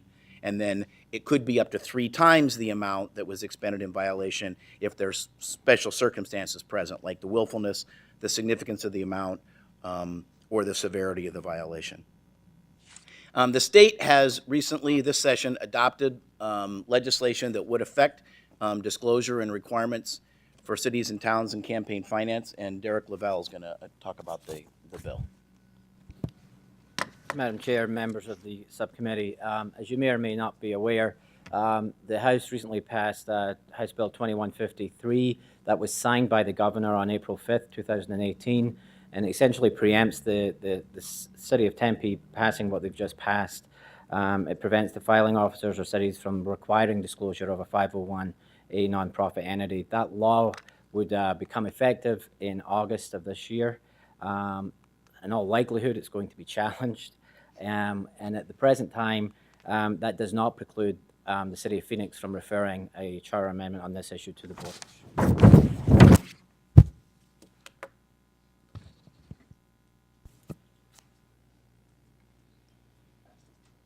Chairwoman Gallego and subcommittee members, that concludes our presentation. We're seeking direction at this time, and also noting that the council directed staff to prepare any city charter or code amendments for consideration at the November 2018 election. Wonderful, thank you. Councilwoman Stark? Just for clarification, Tempe just took it to their voters, right? This Madam year, in Chair, the, Councilman Stark, yes, it was on the ballot in March. in the even year election, and it was 91% that agreed to the I believe amendment? that's correct. It was Thank over you. 90% approval. Thank you. 91, thank you. 91% is about as close as you can get to consensus with anything this day. I can't think of many things we do that would make 91% of people agree. So we are very lucky to be joined today by Terry Goddard, who we think of here as former Mayor Goddard, but perhaps former Attorney General is the more important or relevant hat today, and former Attorney General Tom Horn, as well as many other guests. But thank you to both of you for being here and showing the importance of this particular issue. So I thought I might suggest a motion, and then we could hear from our very expert and distinguished guests, and they can have a chance to react to it or speak more broadly on the importance of this topic, which really does seem to underlie everything we do in government, fair and transparent elections. So I move that we ask staff to draft an ordinance and associated charter changes that would require disclosure of major contributions by IRS Code 501 entities via Registered Independent Expenditure Committee with the following definition and requirement. A major contribution that requires disclosure shall be defined as contributions individually or an aggregate of 1,000 or greater. Any person, association, or entity other than a registered candidate committee or political action committee that makes expenditures to influence the result of a local City of Phoenix election that total more than $1,000 within an election cycle shall register with the city clerk and disclose the original source or sources of all major contributions received during that period attributed to that expenditure and any intermediaries through which such contributions passed. And the exceptions for 501 entities would be that disclosure is not required of the identity of persons contributing less than 1,000 during an election cycle, or of contributors of a membership dues or fees consistent with a published fee or dues schedule. Disclosure is also not required of the names of donors who have specifically restricted their donation to non-election related uses. So basically, we don't want people's membership lists. This is about political activity. Disclosure of the name, address, and employer of each original source of a major contribution attributed to an independent expenditure committee, as well as the amounts and dates of each major contribution within 48 hours of the expenditure being made. Subsequent expenditure by the independent expenditure of at least 1,000 will also obligate reporting within 48 hours. Disclosure of major contributions will be required in elections for both candidates and ballot propositions, as well as for any City of Phoenix ballot question. And then develop an enforcement requirement that allows for the reporting of violations, the ability for accused violators to comply with the ordinance in a timely fashion, and for civil penalties upon finding that the ordinance was violated. And at this point, I propose that the fines be deposited into the general fund, but would welcome other contributions about where they best be targeted. So this is in hopes that we won't have many different ordinances. This is fairly similar to the Tempe ordinance, so that folks who are complying with both will have that basis. So thank you. That is the longest motion I have ever made. I'm impressed. And I will second that, and I do agree the fine should be deposited into the general fund. Wonderful. So with that, I might welcome Terry Goddard up if you'd say a few words. You're welcome to either the microphone or the table. The microphone, I'm afraid, is for people of my height more than. So, Whichever distinguished committee we prefer. all right, then we'll let you join. Bring back old memories, although I'm told it's a little different setup. Well, thank you, Madam Chairman. Yes, in my day, we started the committee system, which I think has been a big improvement. Thank you very much for taking on what I personally, and I know many others, feel is one of the most serious threats to our democracy, and that basically is people participating in the electoral process, but doing it from hiding, not telling anyone who they are, so that voters are besieged with advertisements in many different ways to try to persuade them to vote one way or the other. But they have no idea what the source of those comments is. And it, you know, as a lawyer, I know we're very interested in establishing the truth and veracity and credibility of any statement that appears in court. But for some reason, voters are not given that same privilege. And I think what you have moved, Madam Chairman, what you've moved today is a big step in that direction. And I applaud the City of Tempe for doing the right thing and stepping forward. And the City of Phoenix, with your leadership, appears to be right behind. And so I think that's the terrific.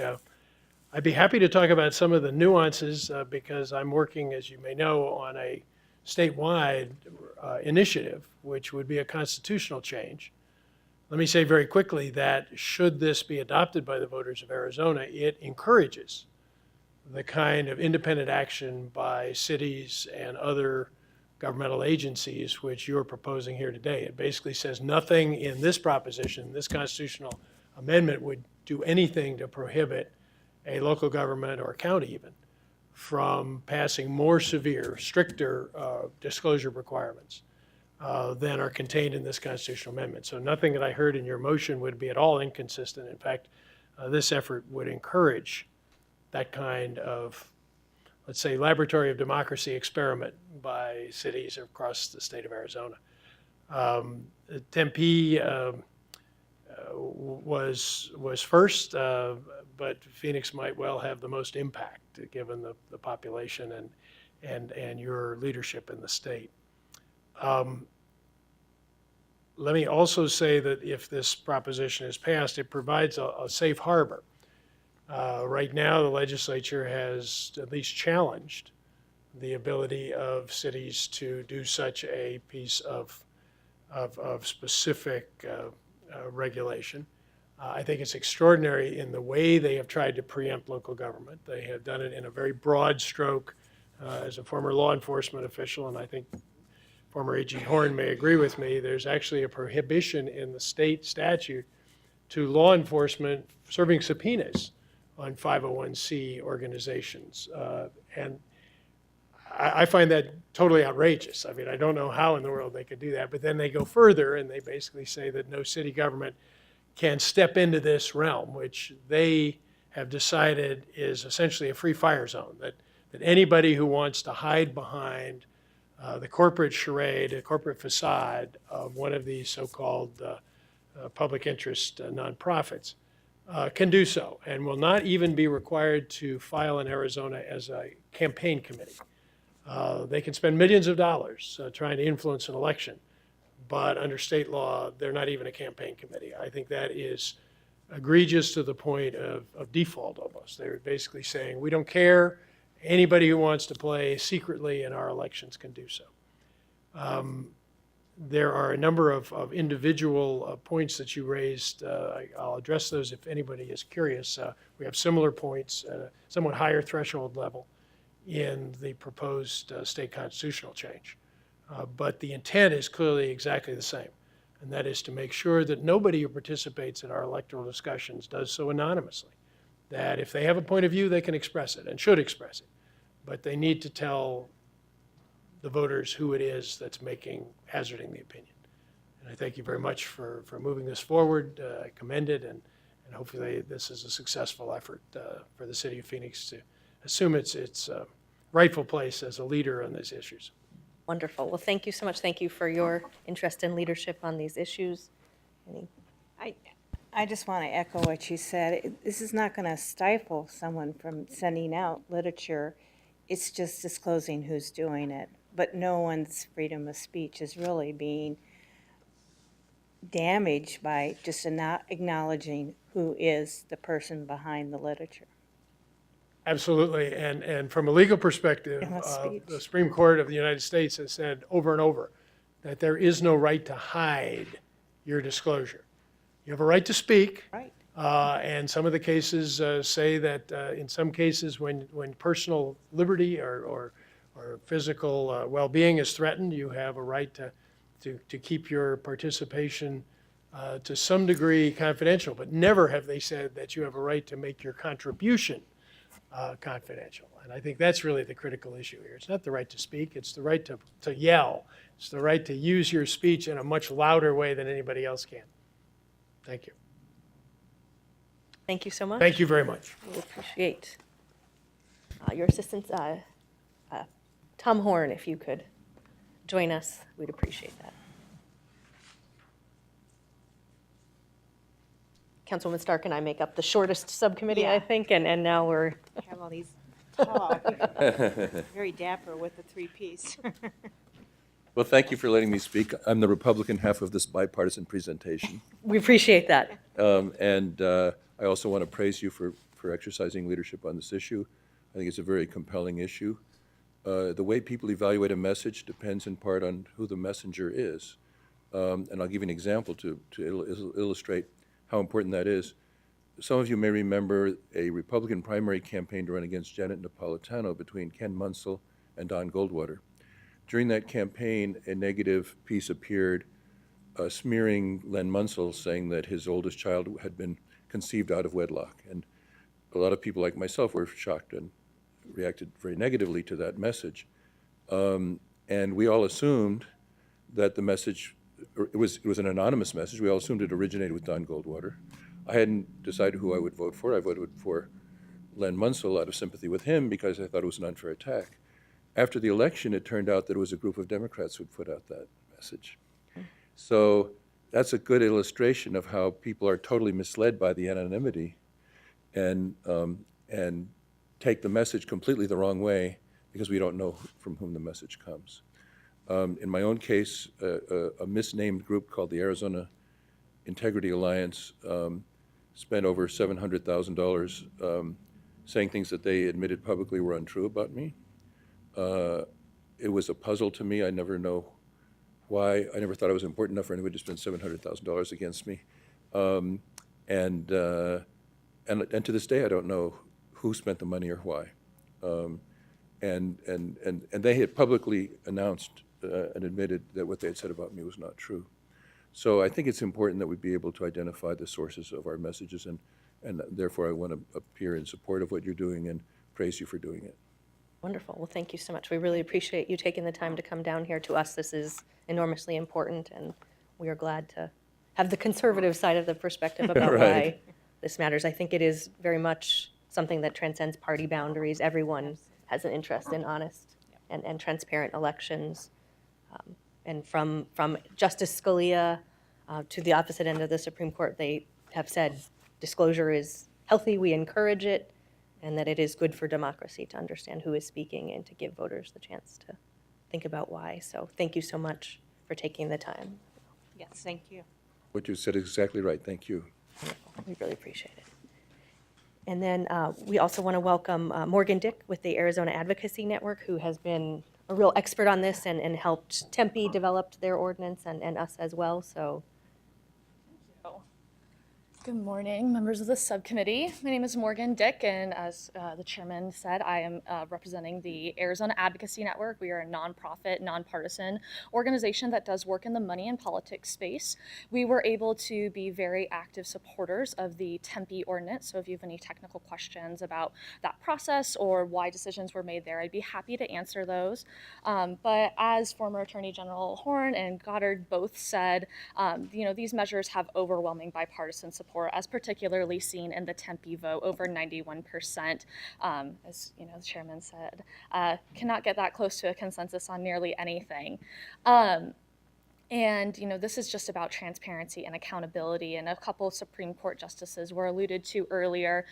In the Citizens United case particularly, Justice Kennedy explicitly called on the states and local governments to implement exactly these kinds of disclosure ordinances in order to, promote a sort of civic courage that Justice Scalia actually referred to in an earlier case, Doe versus Reed. He said that these kinds of disclosure ordinances allow citizens to stand up for what they believe in the public eye and really hold their beliefs accountable towards voters and elected officials equally. So with that, I am happy to answer any questions you may have on the technical aspects of this proposal, particularly based on what happened in Tempe, and just want to thank both of you for your leadership on this issue and happy to help moving forward in this process. Wonderful, thank you. Any questions? Well then, thank you for getting this started. You both. We look forward to moving it forward. With that, are we ready for a motion? Let's do it. So I'm going to move what you moved. Oh, I'm sorry, I already made a motion. I'm not used just to giving you a hard making time. 3-hour I emotions. know. Let's vote. Yes, so you already seconded, so I'm sorry. All in favor, please say aye. Aye. Aye. Wonderful. It passes unanimously. Thank you. Well, thank you for your hard work on this, especially during one of your busiest weeks ever. Oh, yeah. So good luck. We will see you tomorrow, where we'll talk about more elections with the full city council. And thank you so much to our distinguished guests for joining us for this very important agenda item. And now we move on to our grand finale. It would not be April without one event agenda item related to sustainability, and we have one of considerable interest to our city on tree and shades.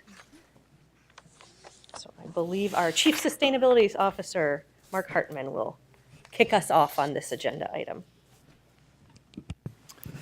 Yes, good morning, Madam Chair and a member of this subcommittee.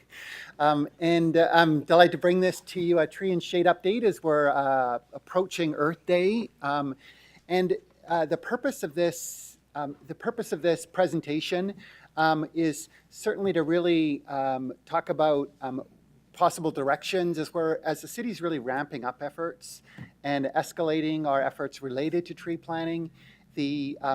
As we look for direction, particularly as it relates to our policies and ordinances going forward and what the scope of those should be. But first I want to lay kind of the groundwork of the monumental effort that's happened to date, and especially our recent efforts as we're focusing on trees. And to that, I'd like to start off certainly by recognizing Mr. Richard Adkins, our city forester, who's kind of been the lead, I guess a tree guru in many ways, people call him, and highly respected in the community and other communities around us for his advocacy. And many of the things that I'll be highlighting sort of as a sort of preliminary to this presentation are really related to his efforts and the Parks Department that's really shown leadership on really highlighting the value of trees. And I was interested, as you said, 91% is a very notable thing. As we went out to the community for coolerphoenix.com and asked, do you think the city's strategy to double the tree canopy is a great idea? 92% said yes. So absolutely I agree, which is essentially on survey terms, near unanimous, certainly from the community. Very important value, and we've certainly heard that over and over again, the importance of trees. And so for looking at the things that have been done, and very notable, this is actually from my tree keeper, and has a 92,000 tree inventory that we've done, a monumental effort to kind of go through and categorize details on each of those trees and specifics and GIS locations throughout the city in all parks, streets, right-of-ways, kind of cataloging all of those. And as we kind of look at that right down, so this is actually in Canto Park.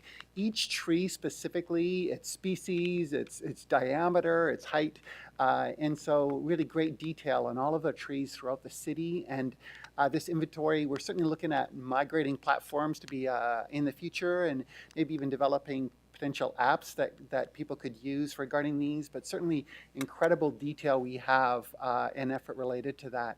And as you look at even our 15 urban villages and categorizing those on the chart on the right-hand side, you can see in the The darker areas are areas where the canopy is greater than 15% or higher, and so still not at necessarily our 25% canopy, but where it could grow. But the lightest green areas, certainly in the lower part there, so Central City and Estrella, Laveen, where the canopy in all of those areas is around the 6% mark, very low. And so really, if we are going to look at advancing our tree planting efforts and really focusing on those, to really focus on areas where trees are needed most, particularly where there's high pedestrian and traffic routes and where parts of the community that are transit dependent have access to sort of shaded corridors on their way to transit. So really looking at great opportunities that are possible there. And as well, certainly in incredible amount of educational materials to the public. And this is a sample extract. It's not all the trees we have, but certainly categorized of all our full palette of trees that are available here and recommend within our city that residents can kind of get better understanding on. So on the park's website, you can actually click on any of these trees and find out about how high it's going to grow and its water use, if it's a high or low water user, and our medium, and looking at different aspects around maintenance of those trees. And so, but other great resources as well that's available to the public, and want to continue to find ways to kind of expand that. And so looking overall at our citywide efforts regarding parks and streets, and we spend $5 million annually on urban forest management, so maintaining those 92,000 trees and our new plantings that are happening. And I think what's really also in parallel raised our focus on the importance of trees is we're been looking a lot around urban heat island and setting long-term vision for how we want to cool our city. And part of that, trees will play a very important role in that. So as we look at our Bloomberg grant and saying, how do we, what are some of the strategies you want to use? It's certainly our efforts related to trees, as particularly as of recent, are definitely going alongside that.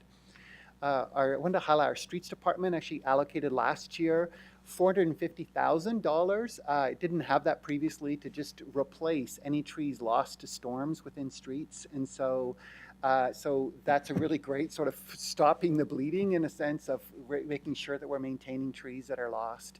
But as well, certainly in the last couple of years, definitely been attracting lots of grants and innovative partnerships with ASU regarding getting funding for carbon offsets to support tree planting. And with SRP, our announcement media event last week, where they replaced, Right Tree, Right Place program, replaced trees under power lines with 400 trees under power lines with 1,200 trees in other parts of the city and along the streets nearby. So really great opportunities, and really want to continue with those partnerships. And as we're sort of looking at both city land and right-of-ways and private land, that kind of leads us into, okay, what should be the scope of our involvement around, what should our policies be around as we want to approach much broader around the entire tree canopy around the city, and where are the areas and touch points you want to go to. And so with this, I'd like to introduce Mr. Alan Stevenson with our Director of Planning and Development, and really to highlight, as we've brought together city departments to discuss our policies, practices, and regulations, what sort of the scope of opportunities we have. So I'll hand it over to you. Thank you, Mark. Madam Chair, Councilwoman Stark. The cross-departmental issues that we've really worked on from a tree perspective really cross a whole lot of different departments. And so the Street Transportation Department, Public Works, Planning and Development, Neighborhood Services Department, Parks Department, as well as the Law Department have all been involved in these discussions. In addition to talking to some of our stakeholder groups and working through some of these issues, it really has been a more holistic look at some of our tree ordinances and policies and how we treat trees over the last couple of years. This morning, staff has 3 possible tiers that we want to present and talk to you about, get some feedback on what those tiers would be. And as we go through the tiers, we'll kind of highlight some of the additional resources and things that are needed, additional things that the public would get as part of that tiered process, and then we're happy to answer any questions. And so this first tier would focus on a text amendment to the zoning ordinance to increase our inventory and salvage requirements for trees, as well as our enhanced enforcement language. So right now the zoning ordinance, for example, says you have to maintain your landscaping, but it doesn't really say what that maintenance really means. And so over time, that has been interpreted, if you lose a tree, pat down your decomposed granite, and as long as that tree and there's not a hole and they're causing problems, you're okay, your landscaping is maintained. And so this would be adding language there that would say if you removed a tree, you've got to go back in and replant that tree. And it would also allow for a better permitting process for on-site landscaping. Yes, So just as a follow-up, this is specifically to commercial industrial. It doesn't really deal with residential individual lots, right? Madam Chair, Madam Chair, Councilman Stark, yes, you are correct. In the next part of this is going to talk a little bit about how it would be effectuated. And so the permitting process for on-site landscaping. And so this would be an enhancement to what we do with our permitting process, so that we would have a separate landscape permit, so that as our inspection staff is out doing the inspections on a new construction project that is looking at the concrete driveway aprons, the other drainage issues that are there, the other site development, they would have a separate permit with checkoffs for the landscaping to ensure that we are in fact getting what we are proposed as part of that planning process. And that focus really gets back to us for those common landscape tract areas, which are the common landscaping the public sees adjacent to the public right-of-way, the common open space areas that may be part of a parking lot for commercial development, or part of an HO maintained area for a single-family home subdivision, or a common open space amenity for a multifamily development. None of what staff is talking about here in Tier 1 and in Tier 2 are really talking about individual private property. So the trees you plant in your yard are something that the city is not focused on as part of Tier 1 or Tier 2. And then the requirement for the maintenance plan would allow us to get additional information about how those kind of a right tree, right place, so we can also then start looking at maintenance of those trees as well. Additionally, in Tier 1, we would have a minimum trim clearance for service vehicles. This is lowering the standard from 18 feet to 14 feet. This is something that the Public Works Department has primary responsibility for, and will allow us to have shade trees that don't get trimmed unnecessarily to make way for large vehicles to get through, so they can actually provide that shade over the public rights of way as they're intended to do. Also, additional education materials and incentives. You saw some of the website and some of the information that Mr. Hartman talked about in terms of SRP and some of those other things, but the city will continue in Tier 1 to work on trying to find grant partners. Obviously, as part of the city manager's trial budget, there's additional money proposed in there for trees. So it's really going to try and accelerate some of the tree planting that's out there as part of this more holistic effort to address the tree issue within the city. Tier 2 would include all of the Tier 1 items.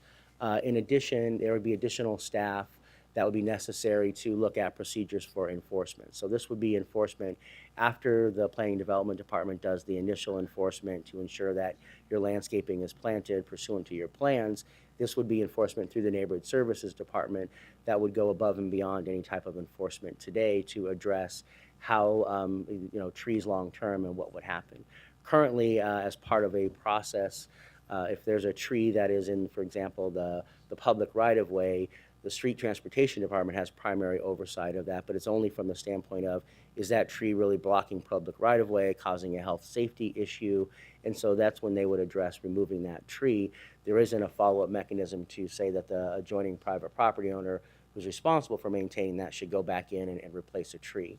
And that's the part that would have to follow up in this Tier 2 with additional resources to the Neighborhood Services Department to do that enhanced level of enforcement. It would also outline, penalties for violations and how we'd investigate those things if council directed us to further explore option 2. Tier 3 would have obviously all of Tier 1 and 2, but also introduces a new focus on the health of permitted trees. And this is something that you will recall seeing and hearing a little bit about from the Citizens Tree Task Force and what they have recommended. They submitted a petition, and part of what their ordinance talks about is really the health of trees and having additional resources dedicated in this to monitor the health of trees that the city currently doesn't devote today. That's what would be an element of the Tier 3, in addition to looking at landscape character and shade priority areas. So there are some things that the city has done over time to focus in those areas. For example, the Walkable Urban Code has different root requirements and planting requirements to ensure the health of trees along the light rail line. But as a citywide overall, we don't have a an area where we focus on some of those shade priority areas currently today, other than some of the character plans and things that talk about, like, for example, baseline area overlay has requirements for flowers. Up north, we have requirements for desert landscaping because that's a primary desert area, those types of things, but not necessarily from a shade priority area, like looking at high-capacity transit corridors and those kinds of areas where you might want some enhanced shade, utilization. It would also include additional regulatory framework for landscaping and look at those geographic site conditions that I kind of just described and talked about. There would be that additional enforcement staff that would be needed because as part of the Tier 3 effort, if that was something that was modeled after what the Citizens Committee came up with, there is more enforcement on individual private properties, particularly focused on trees that are a significant specimen because those contribute some additional benefits to the larger community. So there is a focus on individual lots there that isn't currently contemplated by staff in Tier 1 or Tier 2. So there's additional resources that would be needed to that. And then there will also be some additional resources to hire some more arborists. Richard is I think the only arborist we actually have on staff at the city, and if we're talking about really looking at maintaining the health and having the reports and things that are contemplated by the citizens group, we would need additional resources in that area to do something that aggressive as well. So we're here to get some input from you on Tier 1, Tier 2, or Tier 3, and really, Tier 1 is the one that has the enhanced zoning ordinance and requirements relative to what's happening at the very front end of development. Tier 2 does also then add some enforcement capabilities to it, and Tier 3 goes really to that extra level of looking at the health of trees and some high-capacity corridors and other things like that. And with that, we're happy to answer any questions. Wonderful. Thank you. Councilwoman. So I think Tier 1 is a great idea. I remember when I was the planning director, it would be very frustrating. You have a beautiful site plan, the trees would go up, and then they would die. And there really was no mechanism to enforce. And I think this will help. So I think what you've done in Tier 1 is great. Tier 2, I think, is worthy of exploring some more. Tier 3 right now, it's such a budget issue and a staff resource issue. I'm not sure if we're ready to go that direction. Only because we have so many, at least in my budget hearings, we've heard so many wants, and we just don't have all the funding. So I think that's something to, look to the future. But I really do want us to move forward on the Tier 1. Love to talk about Tier 2 and explore that, and I think that's what you're recommending in Tier 2. I think you guys have done a lot of work. It has always been a frustration of mine, again, when I was planning director, to see these wonderful site plans, and then they ended up just going nowhere, dying. So I really do. I appreciate what you've done here. I think it's a great step. Wonderful. Well, thank you. I think we're lucky to have a former planning director here to provide perspective. Trees have come up at my budget hearings, and in particular, the sense I've gotten from folks is if we're spending $1 million on trees, they'd like it to go into trees as opposed to new people to do enforcement, that we're still at this point where we don't have enough tree and canopy cover, and that's really where we need to put our emphasis. Yes. More trees. We do have a card from Stacy Champion, who is reminding us that the plan was adopted 8 years ago, and we have not made the progress that we should have made, which is very disappointing, and that citizens really care about trees, that heat is absolutely on people's mind and is getting to be a bigger and bigger problem, and that it's about time we get our act together. And I have been talking with Mayor Stanton's office about this and the Citizens Committee. I think we've gone back and forth about what is the appropriate infrastructure. I am probably biased as the former chair of the Environmental Quality Commission, but I think that that is a good high-profile body, and it has several people who are chief sustainability officers and others who can give the attention that it deserves. So with the mayor's permission, we're going to ask the commission, which is now the Environmental and Sustainability Commission, to create a subcommittee on tree and shade canopy. And the mayor will look really hard at making sure we have the appropriate expertise on the commission so that we don't have to clone Richard and have him be everywhere. We should, okay. Part of my motion does not include any cloning. And then I've been speaking with our grants folks, and we've talked about that we can make trees a really top priority for grants like the Heritage Fund grant, which trees are absolutely something that would be encouraged and contemplated by those funding sources, as well as we have been very successful receiving grants from our tribal partners, and they also really value sustainability.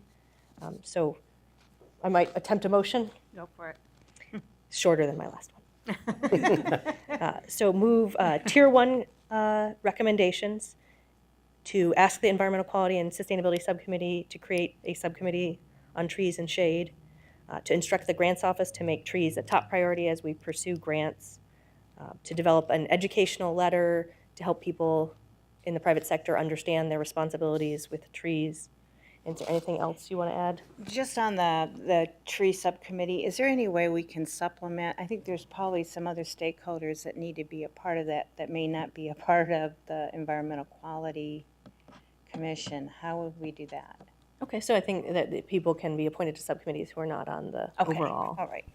Which we did with the bicycle subcommittee back when that I was think in we its probably do nascent. need to make sure we have all stakeholders involved. Thank you. But I was looking at the commission, and we have folks from the electric No, utility I world agree, who I agree, understand I agree. some of these things, as well as people from the architecture and design world. So the building bones, I think, are good to be able to give this the attention that it deserves. And I guess I would also add to the motion that put real marketing effort into our tree fund.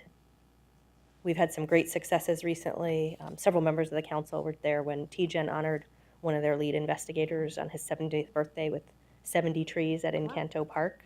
And what a nice way to recognize someone who's made a longstanding contribution to the valley. So we'd love to see more of that. So there's my motion. And I will second. All in favor, please say aye. Aye. All right. Passes unanimously. With that, we have completed our very ambitious and broad agenda. So thank you all during very busy times, and we'll see you all next month. Sorry.